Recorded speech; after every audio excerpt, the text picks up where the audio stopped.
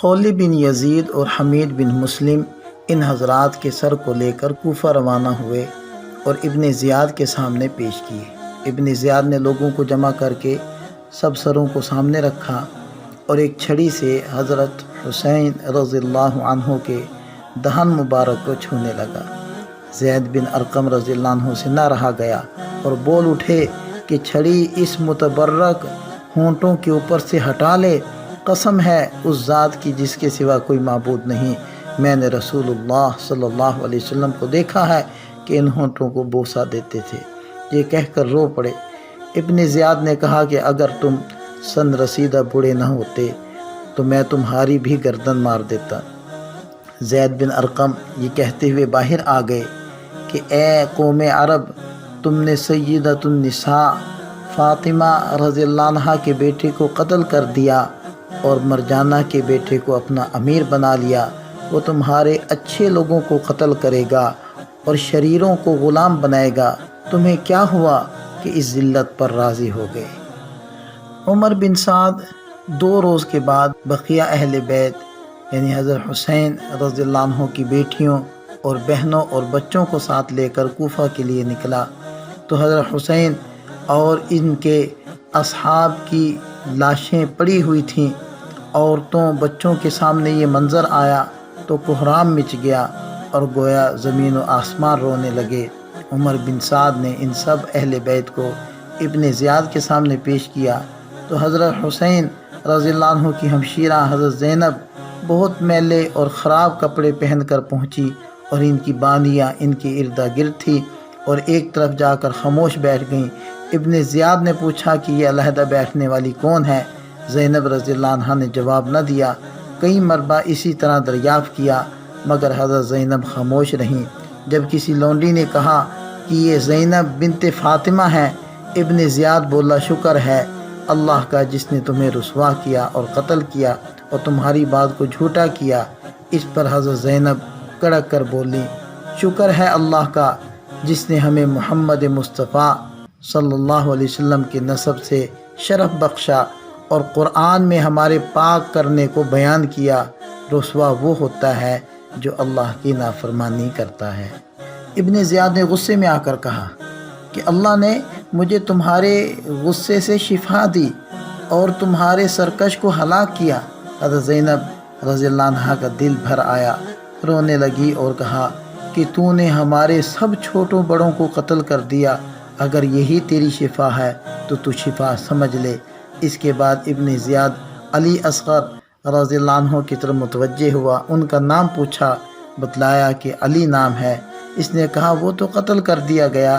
علی اصغر نے بتلایا کہ وہ میرے بڑے بھائی تھے، ان کا نام بھی علی تھا۔ ابن زیاد نے ان کو بھی قتل کرنے کا ارادہ کیا تو علی اصغر نے کہا کہ میرے بعد ان عورتوں کا کون کفیل ہوگا؟ ادھر حضرت زینب ان کی پھوپھی ان سے لپٹ گئیں اور کہنے لگی کہ اے ابن زیاد، کیا ابھی تک ہمارے خون سے تیری پیاس نہیں بجھی؟ میں تجھے خدا کی قسم دیتی ہوں اگر تو ان کو قتل کرے گا تو ہم کو بھی ان کے ساتھ قتل کر دے۔ علی اصغر رضی اللہ عنہ نے فرمایا اے ابن زیاد، اگر تیرے اور ان عورتوں کے درمیان کوئی قرابت ہے تو ان کے ساتھ کسی صالح متقی مسلمان کو بھیجنا جو اسلام کی تعلیم کے مطابق ان کی رفاقت کرے۔ یہ سن کر ابن زیاد نے کہا اچھا اس لڑکے کو چھوڑ دو کہ خود اپنی عورتوں کے ساتھ جائے۔ اس کے بعد ابن زیاد نے ایک نماز کے بعد خطبہ دیا جس میں حضرت حسین رضی اللہ عنہ اور سب پر سب و شتم کیا۔ مجمع میں عبداللہ ابن عفیف ازدی بھی تھے، کھڑے ہو گئے جو نابینا تھے اور ہمہ وقت مسجد میں رہتے تھے۔ کہا اے ابن زیاد، تو کذاب بن کذاب ہے، تم انبیاء کی اولاد کو قتل کرتے ہو اور صدیقین کی سی باتیں بناتے ہو۔ ابن زیاد نے ان کو گرفتار کرنا چاہا تو ان کے قبیلے کے لوگ چھڑانے کے لیے کھڑے ہو گئے، اس لیے چھوڑ دیا۔ ابن زیاد کی شقاوت نے اسی پر بس نہیں کیا بلکہ حکم دیا کہ حضرت حسین رضی اللہ عنہ کے سر کو ایک لکڑی پر رکھ کر کوفہ کے بازاروں میں اور گلی کوچوں میں گھمایا جائے کہ سب لوگ دیکھ لیں۔ اس کے بعد اس کو اور دوسرے اصحاب کے سروں کو یزید کے پاس ملک شام بھیج دیا اور اسی کے ساتھ عورتوں بچوں کو بھی روانہ کیا۔ یہ لوگ شام پہنچے تو انعام کے شوق میں حر بن قیس جو ان کو لے کر گیا تھا فوراً یزید کے پاس پہنچا۔ یزید نے پوچھا کیا خبر ہے؟ اس نے میدان کربلا کے معرکے کی تفصیل بتلا کر کہا امیر المؤمنین کو بشارت ہو کہ مکمل فتح حاصل ہوئی، یہ سب مارے گئے اور ان کی سر عورتیں اور بچے سب حاضر ہیں۔ یہ حال سن کر یزید کی آنکھوں سے آنسو بہنے لگے اور کہا کہ میں تم سے اتنی ہی اطاعت چاہتا تھا کہ بغیر قتل کے گرفتار کر لو۔ اللہ تعالیٰ ابن سمیہ پر لعنت کرے، اس نے ان کو قتل کرا دیا۔ خدا کی قسم اگر میں وہاں ہوتا تو میں معاف کر دیتا۔ اللہ تعالیٰ حسین رضی اللہ عنہ پر رحم فرماوے۔ یہ کہا اور اس شخص کو کوئی انعام نہیں دیا۔ سر مبارک جس وقت یزید کے سامنے رکھا گیا تو یزید کے ہاتھ میں ایک چھڑی تھی۔ حضرت حسین رضی اللہ عنہ کے دانتوں پر چھڑی لگائی تو ابو حرزہ اسلمی رضی اللہ عنہ موجود تھے۔ آپ نے کہا اے یزید، تو اپنی چھڑی حسین رضی اللہ عنہ کے دانتوں پر لگاتا ہے اور میں نے رسول اللہ صلی اللہ علیہ وسلم کو دیکھا ہے کہ ان کو بوسہ دیتے تھے۔ اے یزید، قیامت کے روز تو آئے گا تو تیری شفاعت ابن زیاد ہی کرے گا، اور حسین آئیں گے تو ان کے شفیع محمد مصطفیٰ صلی اللہ علیہ وسلم ہوں گے۔ یہ کہہ کر ابو حرزہ مجلس سے نکل گئے۔ جب یزید کی بیوی ہند بنت عبداللہ نے یہ خبر سنی کہ حضرت حسین شہید کر دیے گئے اور ان کا سر لایا گیا تو وہ کپڑا اوڑھ کر باہر نکل آئی اور کہنے لگی امیر المؤمنین، کیا ابن بنت رسول اللہ کے ساتھ یہ معاملہ کیا گیا؟ اس نے کہا ہاں، خدا ابن زیاد کو ہلاک کرے، اس نے جلدی کی اور قتل کر ڈالا۔ ہند یہ سن کر رو پڑی۔ یزید نے کہا کہ حسین نے یہ کہا تھا کہ میرا باپ یزید کے باپ سے اور میری ماں یزید کی ماں سے اور میرے دادا رسول اللہ صلی اللہ علیہ وسلم یزید کے دادا سے بہتر ہیں۔ ان میں پہلی بات کہ میرا باپ بہتر ہے، اس کا فیصلہ تو اللہ تعالیٰ کرے گا۔ وہ دونوں وہاں پہنچ چکے ہیں، اللہ ہی جانتا ہے کہ اس نے کس کے حق میں فیصلہ کیا ہے۔ دوسری بات کہ ان کی ماں میری ماں سے بہتر ہے تو میں قسم کھاتا ہوں بے شک صحیح ہے، ان کی والدہ فاطمہ رضی اللہ عنہا میری والدہ سے بہتر ہیں۔ رہی تیسری بات کہ ان کے دادا میرے دادا سے بہتر ہیں، سو یہ ایسی بات ہے کہ کوئی مسلمان جس کا اللہ اور یوم آخرت پر ایمان ہے اس کے خلاف نہیں کہہ سکتا۔ ان کی یہ سب باتیں صحیح اور درست تھیں، مگر جو آفت آئی وہ ان کی سمجھ کی وجہ سے آئی۔ انہوں نے اس آیت پر غور نہیں کیا، قل اللہم مالک الملک تؤتی الملک من تشاء وتنزع الملک ممن تشاء۔ اس کے بعد عورتیں بچے یزید کے سامنے لائے گئے اور سر مبارک اس مجلس میں رکھا ہوا تھا۔ حضرت حسین رضی اللہ عنہ کی دونوں صاحبزادیاں فاطمہ اور سکینہ پنجوں کے بل کھڑے ہو کر سر مبارک کو دیکھنا چاہتی تھیں اور یزید ان کے سامنے کھڑا ہو کر چاہتا تھا کہ نہ دیکھیں۔ جب ان کی نظر اپنے والد ماجد کے سر پر پڑی تو بے ساختہ رونے کی آواز نکل گئی۔ ان کی آواز سن کر یزید کی عورتیں بھی چلا اٹھیں اور یزید کے محل میں ایک ماتم برپا ہو گیا۔ ایک شامی شخص نے صاحبزادی کے متعلق ناشائستہ الفاظ کہے تو ان کی پھوپھی حضرت زینب نے نہایت سختی سے کہا کہ نہ تجھے کوئی حق ہے نہ یزید کو۔ اس پر یزید برہم ہو کر کہنے لگا مجھے سب اختیار حاصل ہے۔ حضرت زینب نے فرمایا واللہ جب تک تو ہماری ملت و مذہب سے نہ نکل جائے تجھے کوئی اختیار نہیں۔ یزید اس پر اور زیادہ برہم ہوا۔ حضرت زینب نے پھر تیزی سے جواب دیا، بالآخر خاموش ہو گیا۔ اس کے بعد ان تمام کو اپنی عورتوں کے پاس بھیج دیا۔ یزید کی عورتوں میں سے کوئی نہ رہی جس نے ان کے پاس آ کر گریہ و بکا اور ماتم نہ کیا ہو، اور جو زیورات وغیرہ ان سے لے لیے گئے تھے ان سے زائد ان عورتوں نے ان کی خدمت میں پیش کر دی۔ اس کے بعد علی اصغر رضی اللہ عنہ ہتھ کڑیوں اور بیڑیوں میں سامنے لائے گئے۔ انہوں نے سامنے آ کر کہا اگر ہمیں رسول اللہ صلی اللہ علیہ وسلم اس طرح قید میں دیکھتے تو ہماری قید کھول دیتے۔ یزید نے کہا سچ ہے اور قید کھول دینے کا حکم دے دیا۔ اس کے بعد علی اصغر رضی اللہ عنہ نے فرمایا کہ اگر رسول اللہ صلی اللہ علیہ وسلم ہمیں اس طرح مجلس میں بیٹھا ہوا دیکھتے تو اپنے قریب بلا لیتے۔ یزید نے ان کو اپنے قریب بلا لیا اور کہا اے علی ابن حسین، تمہارے والد نے ہی ہم سے قطع رحمی کی اور میرے حق کو نہ پہچانا اور میری سلطنت کے خلاف بغاوت کی، اس لیے اللہ تعالیٰ نے یہ معاملہ کیا جو تم نے دیکھا۔ علی اصغر نے قرآن کی آیت پڑھی، ما اصاب من مصیبت فی الارض ولا فی انفسکم الا فی کتاب من قبل ان نبرأها ان ذلک علی اللہ یسیر لکی لا تأسوا علی ما فاتکم ولا تفرحوا بما آتاکم واللہ لا يحب کل مختال فخور۔ یعنی اللہ تعالیٰ نے فرمایا جو کوئی مصیبت تمہیں پہنچتی ہے زمین میں یا تمہاری جانوں پر تو وہ کتاب تقدیر میں لکھی ہوئی ہے زمین کے پیدا کرنے سے پہلے، اور یہ کام اللہ تعالیٰ کے لیے آسان ہے، اور تمام کاموں کا تقدیر کے تابع ہونا اس لیے بیان کیا گیا ہے کہ جو چیز تم سے فوت ہو جائے اس پر زیادہ غم نہ کرو، اور جو چیز مل جائے اس پر زیادہ خوش نہ ہو۔ اللہ تعالیٰ فخر کرنے والے متکبر کو پسند نہیں کرتا۔ یزید یہ سن کر خاموش ہو گیا، پھر حکم دیا کہ ان کو اور ان کی عورتوں کو ایک مستقل مکان میں رکھا جائے، اور یزید کوئی ناشتہ اور کھانا نہ کھاتا تھا جس میں علی بن حسین رضی اللہ عنہ کو نہ بلاتا ہو۔ بعض روایات میں ہے کہ یزید شروع میں حضرت امام حسین رضی اللہ عنہ کے قتل پر راضی تھا، اور ان کا سر مبارک لایا گیا تو خوشی کا اظہار کیا۔ اس کے بعد جب یزید کی بدنامی سارے عالم اسلام میں پھیل گئی اور وہ سب مسلمانوں میں مبغوض ہو گیا تو بہت نادم ہوا اور کہنے لگا کاش میں تکلیف اٹھا لیتا اور حضرت حسین رضی اللہ عنہ کو اپنے ساتھ اپنے گھر میں رکھتا اور ان کو اختیار دے دیتا کہ جو وہ چاہیں کریں، اگرچہ اس میرے اقتدار کو نقصان ہی پہنچتا، کیونکہ رسول اللہ صلی اللہ علیہ وسلم کا اور ان کی قرابت کا یہی حق تھا۔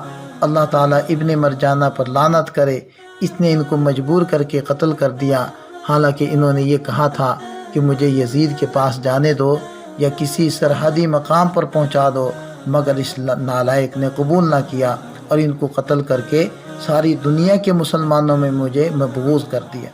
ان کے دلوں میں میری عداوت کا بیج بو دیا کہ ہر نیک و بد مجھ سے بغض رکھنے لگا۔ اللہ اس ابن مرجانہ پر لعنت کرے۔ اس کے بعد جب یزید نے ارادہ کیا کہ اہل بیت اطہار کو مدینہ واپس بھیج دے تو نعمان بن بشیر کو حکم دیا کہ ان کے لیے ان کے مناسب شان ضروریات سفر مہیا کریں اور ان کے ساتھ کسی امانت دار متقی آدمی کو بھیجے، اور اس کے ساتھ ایک حفاظتی دستہ فوج کا بھی بھیج دے جو ان کو مدینہ تک بحفاظت پہنچائے۔ اور علی بن حسین رضی اللہ عنہ کو رخصت کرنے کے لیے اپنے پاس بلایا اور کہا اللہ ابن مرجانہ پر لعنت کرے، باخدا اگر میں خود اس جگہ ہوتا تو حسین جو کچھ کہتے میں قبول کر لیتا اور جہاں تک ممکن ہوتا تو ان کو ہلاکت سے بچاتا، اگرچہ مجھے اپنی اولاد کو قربان کرنا پڑتا، لیکن جو مقدر تھا وہ ہو گیا۔ صاحبزادے تمہیں جب کوئی ضرورت ہو مجھے خط لکھنا، اور میں نے تمہارے ساتھ جانے والوں کو بھی یہ ہدایت کر دی ہے۔ یزید کی یہ پشیمانی اور بقیہ اہل بیت کے ساتھ بظاہر اکرام کا معاملہ محض اپنی بدنامی کا داغ مٹانے کے لیے تھا یا حقیقت میں کچھ خدا کا خوف اور آخرت کا خیال آ گیا تھا، یہ تو علیم و خبیر ہی جانتا ہے، مگر یزید کے اعمال اور کارنامے اس کے بعد بھی سب سیاہ کاریوں ہی سے لبریز ہیں۔ مرتے مرتے بھی مکہ مکرمہ پر چڑھائی کے لیے لشکر بھیجے ہیں، اسی حال میں مرا ہے۔ بہرحال اللہ تعالیٰ اس کے ساتھ وہی معاملہ کرے جس کا وہ اہل ہے۔ اس کے بعد اہل بیت ان لوگوں کی حفاظت میں مدینہ طیبہ کی طرف روانہ ہوئے۔ ان لوگوں نے راستہ میں اہل بیت کی خدمت بڑی ہمدردی سے کی، رات کو ان کی سواریاں اپنے سامنے رکھتے تھے، اور جب کسی منزل پر اترتے تو ان سے علیحدہ ہو جاتے اور چاروں طرف پہرا دیتے تھے، اور ہر وقت ان کی ضروریات کو دریافت کر کے پورا کرنے کا اہتمام کرتے تھے، یہاں تک کہ یہ سب حضرات اطمینان کے ساتھ مدینہ پہنچ گئے۔ وطن پہنچ کر حضرت حسین رضی اللہ عنہ کی صاحبزادی فاطمہ نے اپنی بہن زینب سے کہا اس شخص نے ہم پر احسان کیا کہ سفر میں راحت پہنچائی، ہمیں کچھ اس کا صلہ دینا چاہیے۔ زینب نے کہا اب ہمارے پاس اپنے زیور کے سوا تو کچھ ہے نہیں۔ دونوں نے اپنے زیور میں سے 2 کنگن اور 2 بازو بند سونے کے نکالے اور ان کے سامنے پیش کیے، اور اپنی بے مائگی کا عذر بھی پیش کیا۔ اس شخص نے کہا واللہ اگر میں نے یہ کام دنیا کے لیے کیا ہوتا تو میرے لیے یہ نعام بھی کم نہ تھا، لیکن میں نے تو اپنا فرض ادا کیا ہے جو کہ قرابت رسول اللہ صلی اللہ علیہ وسلم کی وجہ سے مجھ پر عائد ہوتا ہے۔ حضرت حسین رضی اللہ عنہ کی زوجہ محترمہ رباب بنت امرؤ القیس بھی آپ کے ساتھ اسی سفر میں تھی اور شام بھیجی گئیں۔ پھر سب کے ساتھ مدینہ پہنچی تو باقی عمر اسی طرح گزار دی کہ کبھی مکان کے سایہ میں نہ رہتی تھی۔ کوئی کہتا کہ دوسری شادی کر لو تو جواب دیتی تھی کہ میں رسول اللہ صلی اللہ علیہ وسلم کے بعد اور کسی کو اپنا سسر بنانے کے لیے تیار نہیں۔ بالآخر 1 سال بعد وفات ہو گئی۔ حضرت حسین رضی اللہ عنہ اور ان کے اصحاب کی قتل کی خبریں مدینہ میں پہنچی تو پورے مدینہ میں کوہرام تھا۔ مدینہ کے در و دیوار رو رہے تھے، اور جب خاندان اہل بیت کے یہ بقیہ نفوس مدینہ پہنچے تو مدینہ والوں کے زخم از سر نو تازہ ہو گئے۔ جس وقت حضرت عبداللہ ابن جعفر کو یہ خبر ملی کہ ان کے 2 بیٹے بھی حضرت حسین کے ساتھ شہید ہو گئے تو بہت لوگ ان کی تعزیت کو آئے۔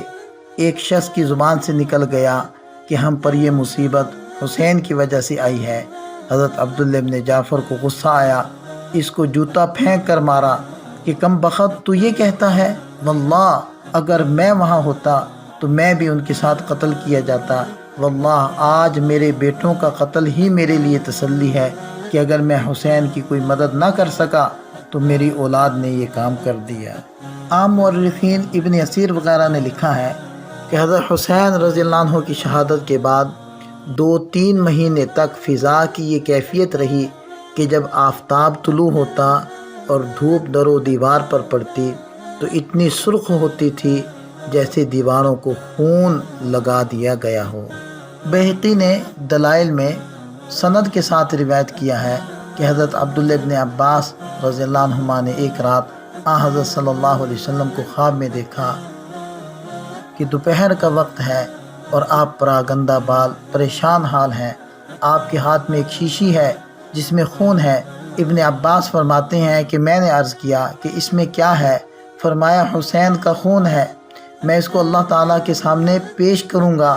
حضرت عباس نے اسی وقت لوگوں کو خبر دے دی تھی کہ حضرت حسین شہید ہو گئے۔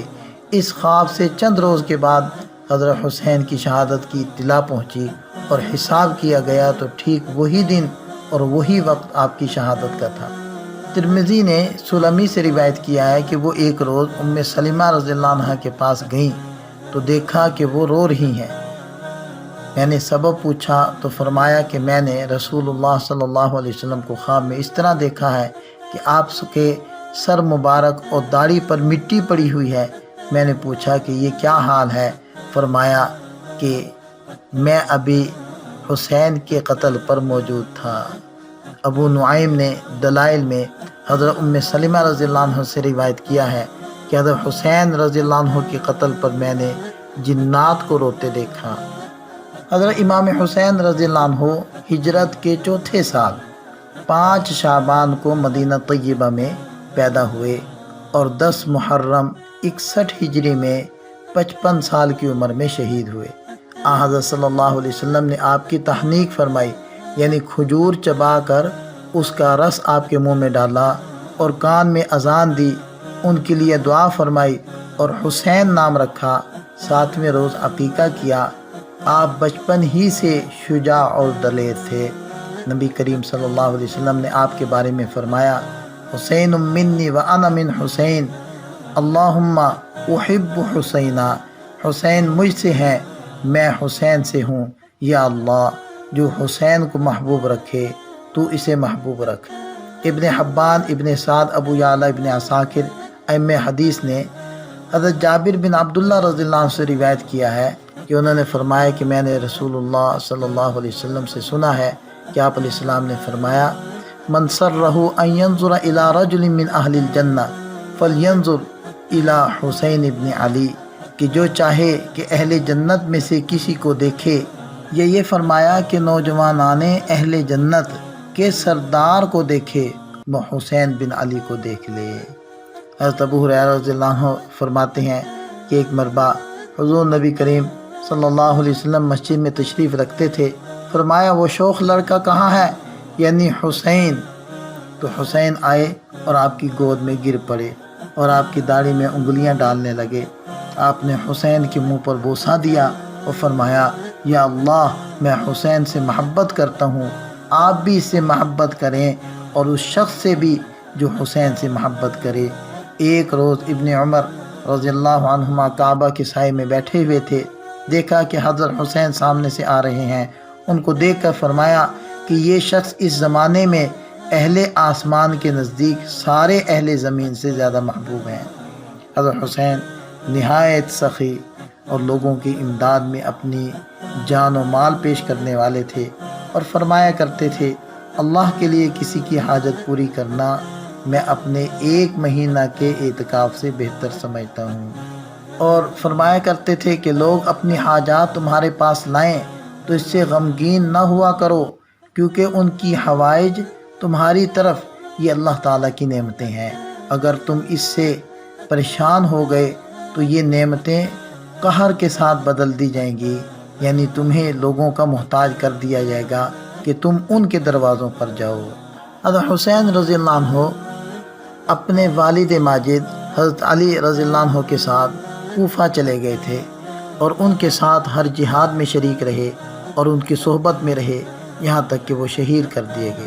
اس کے بعد اپنے بھائی حضرت حسن رضی اللہ عنہ کے ساتھ رہے، یہاں تک کہ وہ امارت چھوڑ کر مدینہ چلے آئے، تو آپ بھی ان کے ساتھ مدینہ میں آ گئے اور جب تک بیعت یزید کا فتنہ شروع نہیں ہوا مدینہ ہی میں مقیم رہے۔ حضرت حسین رضی اللہ عنہ کے ساتھ کربلا میں آپ کے اہل بیت کے 33 حضرات شہید ہوئے۔ جس وقت حضرت امام حسین رضی اللہ عنہ پیاس سے مجبور ہو کر دریائے فرات پر پہنچے اور پانی پینا چاہتے تھے کہ کم بخت حسین ابن نمیر نے تیر مارا جو آپ کے دہن مبارک پر لگا۔ اس وقت آپ کی زبان سے بے ساختہ بد دعا نکلی، اے اللہ، رسول اللہ صلی اللہ علیہ وسلم کی بیٹی کے فرزند کے ساتھ جو کچھ کیا جا رہا ہے میں اس کا شکوہ آپ ہی سے کرتا ہوں۔ یا اللہ، ان کو چن چن کر قتل کر، ان کے ٹکڑے ٹکڑے فرما دے، ان میں سے کسی کو باقی نہ چھوڑ۔ اول تو ایسے مظلوم کی بد دعا، پھر صبت رسول اللہ صلی اللہ علیہ وسلم، اس کی قبولیت میں کیا شبہ تھا؟ دعا قبول ہوئی اور آخرت سے پہلے دنیا ہی میں ایک ایک کر کے بری طرح مارے گئے۔ امام زہری فرماتے ہیں کہ جو لوگ قتل حسین میں شریک تھے ان میں سے ایک بھی نہیں بچا جس کو آخرت سے پہلے دنیا میں سزا نہ ملی ہو۔ کوئی قتل کیا گیا، کسی کا چہرہ سخت سیاہ ہو گیا یا مسخ ہو گیا، یا چند ہی روز میں ملک و سلطنت چھین گئے، اور ظاہر ہے کہ یہ ان کے اعمال کی اصلی سزا نہیں بلکہ اس کا ایک نمونہ ہے جو لوگوں کے لیے عبرت بنا کر دنیا میں دکھا دیا گیا۔ ابن جوزی رحمہ اللہ نے روایت کیا ہے کہ ایک بڑا آدمی حضرت حسین رضی اللہ عنہ کے قتل میں شریک تھا، وہ دفعتاً نابینا ہو گیا تو لوگوں نے سبب پوچھا۔ اس نے کہا کہ میں نے رسول اللہ صلی اللہ علیہ وسلم کو خواب میں دیکھا کہ آستین چڑھائے ہوئے ہیں، ہاتھ میں تلوار ہے، آپ کے سامنے چمڑے کا وہ فرش ہے جس پر کسی کو قتل کیا جاتا ہے، اور اس پر قاتلان حسین رضی اللہ عنہ میں سے 10 آدمیوں کی لاشیں ذبح کی ہوئی پڑی ہیں۔ اس کے بعد آپ نے مجھے ڈانٹا اور خون حسین کی ایک سلائی میرے آنکھوں میں لگا دی، میں صبح اٹھا تو اندھا تھا۔ نیز ابن جوزی نے نقل کیا ہے کہ جس شخص نے حضرت حسین رضی اللہ عنہ کے سر مبارک کو اپنے گھوڑے کی گردن پر لٹکایا تھا، اس کے بعد اسے دیکھا گیا، اس کا منہ کالا تارکول ہو گیا۔ لوگوں نے پوچھا، تم سارے عرب میں خوش روح آدمی تھے، خوبصورت تھے، تمہیں کیا ہوا؟ اس نے کہا، جس روز سے میں نے یہ سر گھوڑے کی گردن پر لٹکایا، جب ذرا سوتا ہوں 2 آدمی میرے بازو پکڑتے ہیں اور مجھے ایک دہکتی ہوئی آگ پر لے جاتے ہیں اور اس میں ڈال دیتے ہیں جو مجھے جھلس دیتی ہے، اور اسی حالت میں چند روز کے بعد وہ مر گیا۔ نیز ابن جوزی نے سدی رحمہ اللہ سے نقل کیا ہے کہ انہوں نے ایک شخص کی دعوت کی، مجلس میں یہ ذکر چلا کہ حضرت حسین رضی اللہ عنہ کے قتل میں جو بھی شریک ہوا اس کو دنیا میں جلد سزا مل گئی۔ اس شخص نے کہا، بالکل غلط ہے، میں خود ان کے قتل میں شریک تھا، میرا کچھ بھی نہیں بگڑا۔ یہ شخص مجلس سے اٹھ کر گھر گیا، جاتے ہی چراغ کی بتی درست کرتے ہوئے اس کے کپڑوں میں آگ لگ گئی اور وہیں جل بھن کر رہ گیا۔ سدی رحمہ اللہ کہتے ہیں کہ میں نے خود اس کو صبح دیکھا تو وہ کوئلہ ہو چکا تھا۔ اور جس شخص نے حضرت حسین رضی اللہ عنہ کے تیر مارا اور پانی نہیں پینے دیا، اس پر اللہ تعالیٰ نے ایسی پیاس مسلط کر دی کہ کسی طرح پیاس بجھتی نہ تھی، پانی کتنا ہی پی جائے پیاس سے تڑپتا رہتا تھا، یہاں تک کہ اس کا پیٹ پھٹ گیا اور وہ مر گیا۔ شہادت حسین رضی اللہ عنہ کے بعد یزید کو بھی ایک دن چین نصیب نہ ہوا۔ تمام اسلامی ممالک میں خون شہداء کا مطالبہ اور بغاوتیں شروع ہو گئیں۔ اس کی زندگی اس کے بعد 2 سال 8 ماہ اور ایک روایت میں 3 سال 8 ماہ سے زائد نہیں رہی۔ دنیا میں بھی اس کو اللہ تعالیٰ نے ذلیل کیا اور اسی ذلت کے ساتھ ہلاک ہوا۔ قاتلان حسین پر طرح طرح کی آفات عرضی اور سماوی کا ایک سلسلہ تھا۔ واقع شہادت سے 5 ہی سال بعد 67 ہجری میں مختار نے قاتلان حسین سے قصاص لینے کا ارادہ ظاہر کیا تو عام مسلمان اس کے ساتھ ہو گئے اور تھوڑے عرصے میں اس کو یہ قوت حاصل ہو گئی کہ کوفہ اور عراق پر اس کا تسلط ہو گیا۔ اس نے عام اعلان کر دیا کہ قاتلان حسین کے سوا سب کو امن دیا جاتا ہے، اور قاتلان حسین کی تفتیش اور تلاش پر پوری قوت خرچ کی اور ایک ایک کو گرفتار کر کے قتل کیا۔ ایک روز میں 248 آدمی اس جرم میں قتل کیے گئے کہ وہ قتل حسین رضی اللہ عنہ میں شریک تھے۔ اس کے بعد خاص لوگوں کی تلاش اور گرفتاری شروع ہوئی۔ عمر بن حجاز زبیدی پیاس اور گرمی میں بھاگا، پیاس کی وجہ سے بے ہوش ہو کر گر پڑا، ذبح کر دیا گیا۔ شمر ذل جوشن جو حضرت حسین رضی اللہ عنہ کے بارے میں سب سے زیادہ شقی اور سخت تھا، اس کو قتل کر کے لاش کتوں کے سامنے ڈال دی گئی۔ عبداللہ ابن اسید، مالک بن بشیر، حمل بن مالک کا محاصرہ کر لیا گیا۔ انہوں نے رحم کی درخواست کی۔ مختار نے کہا، ظالموں، تم نے سبط رسول اللہ صلی اللہ علیہ وسلم پر رحم نہ کھایا، تم پر کیسے رحم کیا جائے؟ سب کو قتل کیا گیا۔ اور مالک بن بشیر نے حضرت حسین رضی اللہ عنہ کی ٹوپی اٹھائی تھی، اس کے دونوں ہاتھ دونوں پیر کاٹ کر میدان میں ڈال دیا، تڑپ تڑپ کر مر گیا۔ عثمان بن خالد اور بشیر نے حضرت مسلم بن عقیل رضی اللہ عنہ کے قتل میں اعانت کی تھی، ان کو قتل کر کے جلا دیا گیا۔ عمر بن سعد جو حضرت حسین رضی اللہ عنہ کے مقابلے پر لشکر کی کمان کر رہا تھا، اس کو قتل کر کے اس کا سر مختار کے سامنے لایا گیا، اور مختار نے اس کے لڑکے حفص کو پہلے سے اپنے دربار میں بٹھا رکھا تھا۔ جب یہ سر مجلس میں آیا تو مختار نے حفص سے کہا، تو جانتا ہے یہ سر کس کا ہے؟ اس نے کہا ہاں، اور اس کے بعد مجھے بھی اپنی زندگی پسند نہیں، اس کو بھی قتل کر دیا گیا۔ اور مختار نے کہا، عمر بن سعد کا قتل تو حسین کے بدلے میں ہے اور حفص کا قتل علی بن حسین کے بدلے میں، اور حقیقت یہ ہے کہ پھر بھی برابری نہیں ہوئی۔ اگر میں 3/4 قریش کو بدلہ میں قتل کر دوں تو حضرت حسین کی ایک انگلی کا بھی بدلہ نہیں ہو سکتا۔ زید بن رفاعت نے حضرت حسین رضی اللہ عنہ کے بھتیجے مسلم بن عقیل کے صاحبزادے عبداللہ کو تیر مارا۔ اس نے ہاتھ سے اپنی پیشانی چھپائی، تیر پیشانی پر لگا اور ہاتھ پیشانی کے ساتھ بند گیا۔ اس کو گرفتار کر کے اول اس پر تیر اور پتھر برسائے گئے، پھر زندہ جلا دیا گیا۔ سنان بن انس جس نے سر مبارک کاٹنے کا اقدام کیا تھا، کوفہ سے بھاگ گیا، اس کا گھر منہدم کر دیا گیا۔ قاتلان حسین رضی اللہ عنہ کا یہ عبرتناک انجام معلوم کر کے بے ساختہ یہ آیت زبان پر آتی ہے، کذالک العذاب ولعذاب الآخرۃ اکبر لو کانوا یعلمون۔ عذاب ایسا ہی ہوتا ہے اور آخرت کا عذاب اس سے بڑا ہے، کاش وہ سمجھ لیتے۔ عبد الملک بن عمر لیثی کا بیان ہے کہ میں نے کوفہ کے قصر عمارت میں حضرت حسین رضی اللہ عنہ کا سر عبداللہ ابن زیاد کے سامنے ایک ڈھال پر رکھا ہوا دیکھا۔ پھر اسی قصر میں عبداللہ بن زیاد کا سر کٹا ہوا مختار کے سامنے دیکھا۔ پھر اسی قصر میں مختار کا سر کٹا ہوا مصعب ابن زبیر کے سامنے دیکھا۔ پھر اسی جگہ مصعب بن زبیر کا سر عبد الملک کے سامنے دیکھا۔ میں نے یہ واقعہ عبد الملک سے ذکر کیا تو اس قصر کو منحوس سمجھ کر یہاں سے منتقل ہو گیا۔ حضرت ابو ہریرہ رضی اللہ عنہ کو شاید اس فتنے کا علم ہو گیا تھا۔ وہ آخر عمر میں یہ دعا کیا کرتے تھے، یا اللہ میں پناہ مانگتا ہوں 60ویں سال اور 9 عمروں کی امارت سے ہجرت کر گئے۔ 60ویں سال ہی یزید جیسے 9 عمر کی خلافت کا قضیہ چلا اور یہ فتنہ پیش آیا۔ انا للہ و انا الیہ راجعون۔ واقع شہادت کی تفصیل آپ نے سنی، اس میں ظلم و جور کے طوفان دیکھے، ظالموں اور ناخدا ترس لوگوں کا بڑھتا ہوا اقتدار نظر آیا۔ دیکھنے والوں نے یہ محسوس کیا کہ ظلم و جور اور فسق و فجور ہی کامیاب ہے، مگر آنکھ کھلی تو معلوم ہوا کہ یہ سب طلسم تھا جو آنکھ جھپکنے میں ختم ہو گیا، اور دیکھنے والوں نے آنکھوں سے دیکھ لیا کہ ظلم و جور کی فلاح نہیں، ظالم مظلوم سے زیادہ اپنی جان پر ظلم کرتا ہے، اور یہ کہ جن مظلوموں کو فنا کرنا چاہا تھا وہ در حقیقت آج تک زندہ ہیں اور قیامت تک زندہ رہیں گے۔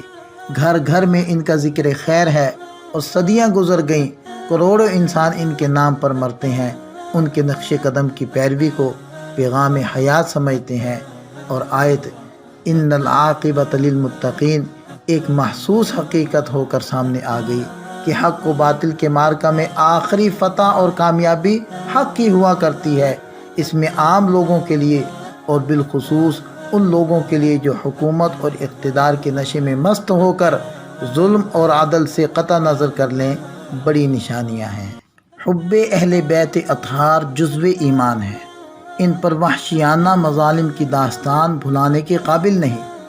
حضرت حسین رضی اللہ عنہ اور ان کے رفقاء کی مظلومانہ اور درد انگیز شہادت کا واقعہ جس کے دل میں رنج و غم اور درد پیدا نہ کرے وہ مسلمان کیا انسان بھی نہیں، لیکن ان کی سچی اور حقیقی محبت و عظمت اور ان کے مصائب سے حقیقی تاثر یہ نہیں کہ ہم سارے سال خوش و خرم پھریں، کبھی ان کا خیال بھی نہ آئے اور صرف عشرِ محرم میں واقع شہادت سن کر رو لیں، یا ماتم برپا کر لیں، یا تعزیہ داری کے کھیل تماشے بنائیں۔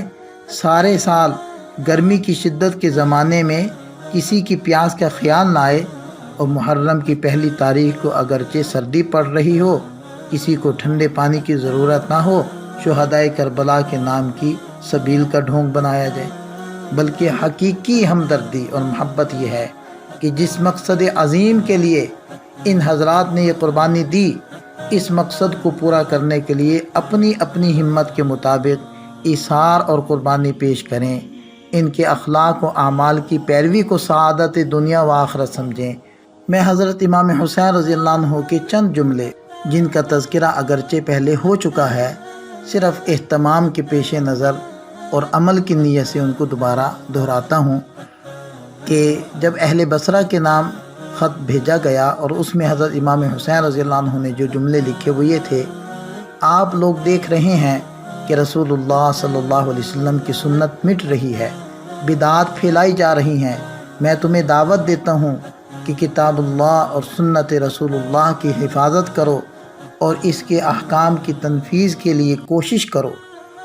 اور فرزدق شاعر کے جواب میں جو کلمات کوفہ کے راستے میں آپ نے ارشاد فرمائے، اس کے چند جملے دیکھیں: اگر تقدیر الہی ہماری مراد کے موافق ہوئی تو ہم اللہ کا شکر ادا کریں گے، اور ہم شکر ادا کرنے میں بھی اس کی اعانت طلب کرتے ہیں کہ ادائے شکر کی توفیق دی، اور اگر تقدیر الہی مراد میں حائل ہو گئی تو اس شخص کا کچھ قصور نہیں جس کی نیت حق کی حمایت ہو اور جس کے دل میں خدا کا خوف ہو۔ اور اہل بیت کے سامنے آپ کے آخری ارشادات یہ تھے کہ میں اللہ تعالیٰ کا شکر ادا کرتا ہوں راحت میں بھی اور مصیبت میں بھی۔ یا اللہ، میں آپ کا شکر ادا کرتا ہوں کہ آپ نے ہمیں شرافت نبوت سے نوازا اور ہمیں کان، آنکھ اور دل دیے جس سے ہم آپ کی آیات سمجھیں، اور ہمیں آپ نے قرآن سکھایا اور دین کی سمجھ عطا فرمائی۔ ہمیں آپ اپنے شکر گزار بندوں میں داخل کر لیجئے۔ ان خطبات اور کلمات کو سننے پڑھنے کے بعد بھی کیا کسی مسلمان کو یہ شبہ ہو سکتا ہے کہ حضرت حسین رضی اللہ عنہ کا یہ جہاد اور حیرت انگیز قربانی اپنی حکومت و اقتدار کے لیے تھا؟ بڑے ظالم ہیں وہ لوگ جو اس مقدس ہستی کی عظیم الشان قربانی کو ان کی تصریحات کے خلاف بعض دنیاوی عزت و اقتدار کی خاطر قرار دیتے ہیں۔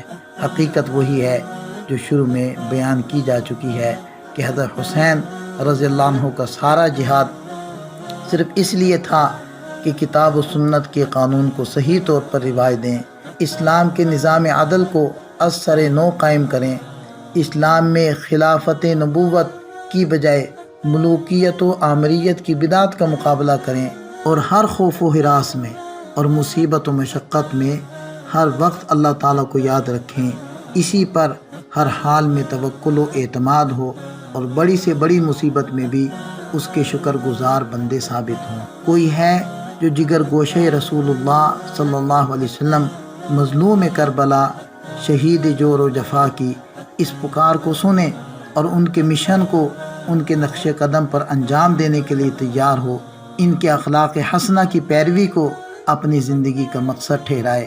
یا اللہ، ہم سب کو اپنی اور اپنے رسول اللہ صلی اللہ علیہ وسلم اور آپ علیہ السلام کے اصحاب کرام اور اہل بیت اطہار کی معیت کاملہ اور اتباع کامل نصیب فرما۔ وآخر دعوانا ان الحمد للہ رب العالمین۔